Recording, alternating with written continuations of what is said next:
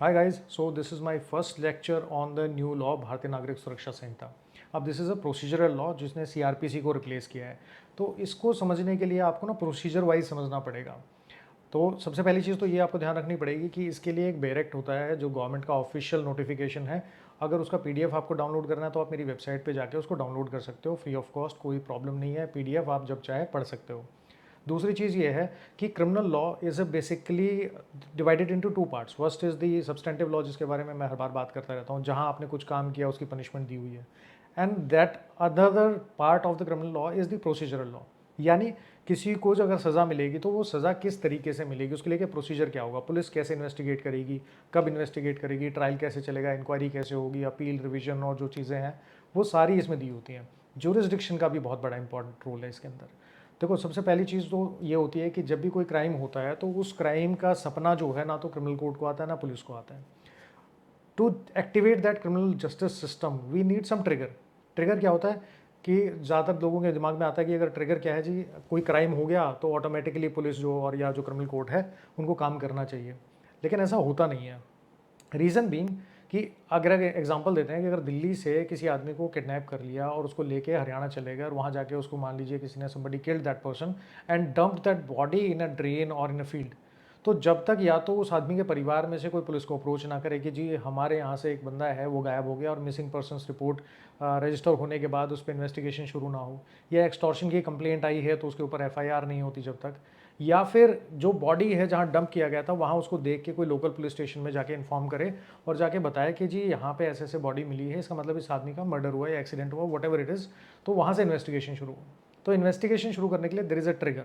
Commission of the offence is one of the ingredients of the trigger, but it is not the trigger, यानी this is not the threshold जिसको cross करने के बाद criminal जो justice system है वो activate होगा। That threshold is the information which actually once reaches the police और द क्रिमिनल कोर्ट, तो वहाँ से उनका काम शुरू होता है। क्रिमिनल कोर्ट में कंप्लेंट चलेगी, वो पुलिस से स्टेटस रिपोर्ट मंगवाते हैं, उसके बाद उनको लगता है इंक्वायरी में कि हाँ इन्वेस्टिगेशन होनी चाहिए या फिर ट्रायल चलना चाहिए, तो वो एक प्रोसेस दूसरा है। जो सबसे आसान, जो सबसे कॉमन प्रोसीजर है वो यूज़ होता है कि आपके अगेंस्ट अगर किसी ने क्राइम कर दिया तो आप पुलिस के पास जाके उसकी रिपोर्ट लिखवाते हो। अब क्राइम दो तरह के होते हैं, यानी जो ऑफेंसेज हैं वो दो तरह के, कॉग्निजेबल, नॉन कॉग्निजेबल। एफआईआर की अगर हम बात करें तो FIR is one of those triggers. Problem यह है कि सीआरपीसी में एफआईआर वाज नॉट डिफाइंड और यही बीएनएसएस में हुआ है। इन्होंने जो एफआईआर है उसको डिफाइन नहीं किया है कि what is FIR, but one situation has been given कि in case information is given to the police concerned or the SHO concerned of the commission of a cognizable offense, तो police वाला क्या करेगा, उसको अपने जो डायरी है उसके अंदर लिख लेगा, अगर लिखित में है तो साइन करवा के रखेगा, और या फिर जो अगर ओरली दी गई है तो उसको राइटिंग में लेगा और साइन करवाएगा जिसने भी वो इन्फॉर्मेशन दी है। जब उसको रिकॉर्ड करते हैं तो that is called basically FIR, first information report. तो by virtue of section 173 BNSS, पहले सीआरपीसी में ये 154 होता था, 173 हो गया है। तो 173 में कहता है कि एवरी पुलिस ऑफिसर और एसएचओ कंसर्न, अगर उनके पास कोई इन्फॉर्मेशन आते हैं that is related to the commission of a cognizable offence, तो दैट शैल बी केप्ट क्या in if given orally that shall be written down by the police officer, और जब वो लिखेंगे that is called FIR. But इसकी definition यहाँ नहीं दी गई है, कहीं पे भी नहीं दी गई है, but by practical implication we see that this first information is which pertains to cognizable offence is the FIR itself. दूसरा, जब आप एफआईआर करवाने जाते हो और एफआईआर रजिस्टर होती है तो उसमें इन्फॉर्मेंट को फ्री कॉपी मिलती है। सबसे बड़ा जो इशू है वो इशू ये है कि अगर नॉन कॉग्निजेबल ऑफेंस है तो उसका क्या होगा, तो उसके लिए हम जो दूसरा लेक्चर होगा हमारा उसमें डिस्कस करेंगे। पर मोटा मोटी बताता हूँ कि नॉन कॉग्निजेबल केस अगर होता है, नॉन कॉग्निजेबल ऑफेंस है, तो उसकी भी डेफिनेशन नहीं दी गई है, but there is a situation जहाँ कहते हैं कि without the permission of the court investigation can not take place. Without the permission of the court in the non-cognizable offences, the police cannot arrest without warrant. तो without issuance of the warrant from the criminal court police arrest नहीं करेगी, तो वो जो है वो non cognizable cases होंगे। Generally cognizable, non cognizable को आप समझ सकते हैं कि हीनियस ऑफेंसेस हैं और नॉन हीनियस, यानी कि बहुत सीरियस नेचर के ऑफेंसेस हैं तो जनरली उनको कॉग्निजेबल बोल देते हैं, और जो नॉन सीरियस हैं मतलब कम सीरियस हैं उनको हम जो है नॉन कॉग्निजेबल ऑफेंसेस बोलते हैं। लेकिन ऐसे कई सारे ऑफेंसेस हैं जहाँ पे पनिशमेंट ज़्यादा है, still they are non cognizable, और बहुत सारे पनिशमेंट ऐसे ऑफेंसेज हैं जहाँ पनिशमेंट कम है लेकिन they are called cognizable offences. ये लेजिस्लेटिव बॉडी का प्रेरोगेटिव है गवर्नमेंट को जब ये लॉ बना रहे थे तो उनको थोड़ा सा डिफाइन कर देना चाहिए था, बट अगर डिफाइन नहीं किया गया कोई इशू नहीं है। दूसरा, अगर आप कोई इन्फॉर्मेशन पुलिस को देते हो वो भी इलेक्ट्रॉनिक फॉर्मेट में, तो उसका क्या होगा, तो उसमें एफआईआर कैसे रजिस्टर होगी? उसमें एफआईआर रजिस्टर करने का बड़ा सिंपल सा तरीका ये है कि अगर इलेक्ट्रॉनिक फॉर्मेट में है तो 3 दिन के अंदर जो भी आपके कंसर्न पुलिस ऑफिसर हैं वो आपसे उसको राइटिंग में लेंगे और साइन करवाएंगे। उसके बाद उसकी एंट्री होगी, फिर एफआईआर रजिस्टर होगी।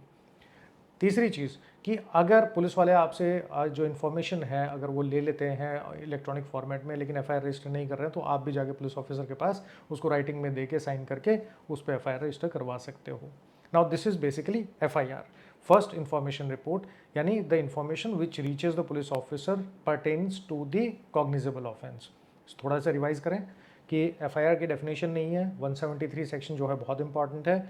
इसमें अगर कॉग्निजेबल ऑफेंस की जो इन्फॉर्मेशन है अगर पुलिस को मिलेगी तो उनको इसको डायरी में एंट्री करनी पड़ेगी। इलेक्ट्रॉनिक फॉर्मेट में दिया है तो इसका मतलब आपको क्या करना पड़ेगा, आपको 3 दिन के अंदर उसको साइन करके जो इन्वेस्टिगेटिंग ऑफिसर या पुलिस ऑफिसर हैं उनको देना पड़ेगा। जो साथ में क्या चीज़ है कि इसके साथ में एक इम्पॉर्टेंट चीज़ ये है कि अगर आपने इन्फॉर्मेशन दे दी और पुलिस ऑफिसर जो है उस पर एफआईआर रजिस्टर नहीं करते हैं तो क्या करेंगे। तो पहली बात तो ये कि कुछ ऑफेंसेस में जहां 7 साल से कम की पनिशमेंट है वहां police officers are basically authorized to conduct some preliminary inquiry, देखने के लिए, जैसे कमर्शियल ट्रांजैक्शन होती हैं, चीटिंग के केसेस हो गए, मैट्रिमोनियल डिस्प्यूट्स हो गए, तो उसमें वो क्या कहते हैं प्रिलिमिनरी इंक्वायरी करते हैं देखने के लिए कि इसके अंदर एफआईआर रजिस्टर करनी चाहिए या नहीं करनी चाहिए, वो they are authorize to do that. लेकिन उसके बाद भी अगर एफआईआर नहीं करते हैं तो you are authorize to file a written complaint और योर रिप्रेजेंटेशन और your information to the senior police officer through post also, कि भाई मैंने ऐसे ऐसे इन्फॉर्मेशन दी थी, वो उस इन्फॉर्मेशन पे एफआईआर नहीं हुई और अब इन्फॉर्मेशन पे एफआईआर नहीं हुई है तो उस पर आप एफआईआर रजिस्टर करने का डायरेक्शन दीजिए, क्योंकि senior police officers are authorised to have all the powers of their junior police officers, तो वो डायरेक्शन दे के उस पर भी एफआईआर करवा सकते हैं। अब इम्पॉर्टेंट चीज़ ये आती है कि एफआईआर जो है क्या उसकी एविडेंशियरी वैल्यू क्या है। इसके लिए जो हमारे आने वाले जो 2-3 वीडियोस हैं उस पर हम एफआईआर के बारे में डिस्कस करेंगे।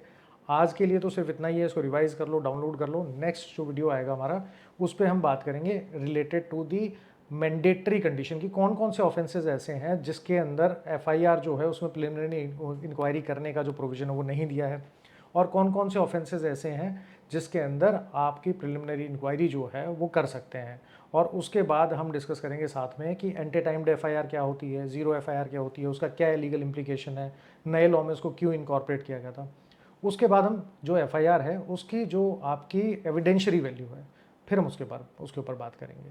तो अगर आपको कोई क्वेश्चन है, कमेंट है, सजेशन है तो आप जो हमारा किसी भी तरीके की कोई चीज़ है तो आप कमेंट सेक्शन में पूछ सकते हो। और अगर आपको लगता है कि जो मैं आपको बता रहा हूँ वो उसको पढ़ाने का तरीका थोड़ा चेंज कर सकते हैं तो वो भी आप कमेंट सेक्शन में लिख सकते हो। I try to convey you the implications of law in a very common term, in a very simple way, जिससे कि आपको दोबारा इसको याद करने की ज़रूरत ना पड़े। चलिए नेक्स्ट वीडियो में मिलेंगे और फिर हम एफआईआर को कंटिन्यू करेंगे।